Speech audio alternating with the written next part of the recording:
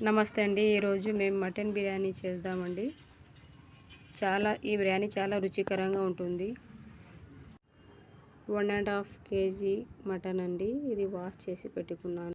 Stove మీద cooker పెట్టానండి. కుక్కర్లో 4 స్పూన్ ఆయిల్ వేడైందండి.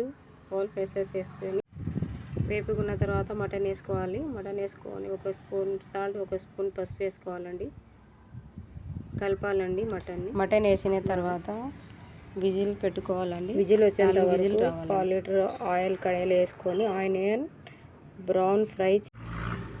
బ్రౌన్ అయిన తర్వాత మెంతాకు, పుదీనా, కొత్తిమీర వేసి 4 స్పూన్ అల్లం వెల్లుల్లి పేస్ట్ వేసి ఫ్రై అయిన తర్వాత గ్రీన్ చిల్లీ పేస్ట్ వేసుకోవాలండి. ఫ్రై చేసుకోవాలండి. ఒక పెద్ద రెడ్ చిల్లీ పౌడర్, పసుపు పౌడర్, జీరా పౌడర్, గరం మసాలా పౌడర్, ధనియాల పౌడర్, రెడ్ చిల్లీ పౌడర్ వేసుకున్న తర్వాత మిక్స్ చేసుకోవాలండి. అన్నీ ఒక్కొక్క స్పూన్ వేసుకోవాలి. రెడ్ చిల్లీ పౌడర్ 2 స్పూన్ వేసుకోవాలండి.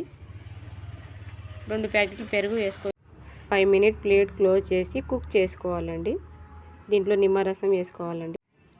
4 విజిల్ వచ్చిన తర్వాత మటన్ వేసుకొని క్లోజ్ చేసి కుక్ అయ్యేంత వరకు వాటర్లో 4 లవంగాలు, 2 యాలకులు, షాజీరా, బిర్యానీ లీఫ్ వేసుకుందామండి. బిర్యానీ గ్రేవీ రెడీ అయిందండి. వాటర్ బాయిల్ అయిందండి. మేము దీంట్లో రైస్ వేసుకోవాలండి. రైస్ వేసుకొని కుక్ చేసుకోవాలండి. కలుపుకోవాలండి. 75% కుక్ చేసుకొని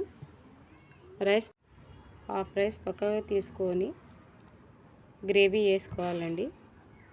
ఆ గ్రేవీ వేసుకున్న తర్వాత ఫ్రూట్ కలర్ వేసుకోవాలండి. బ్రౌన్ ఆనియన్ వేసుకోవాలండి. రెడీ అయింది బిర్యానీ అండి.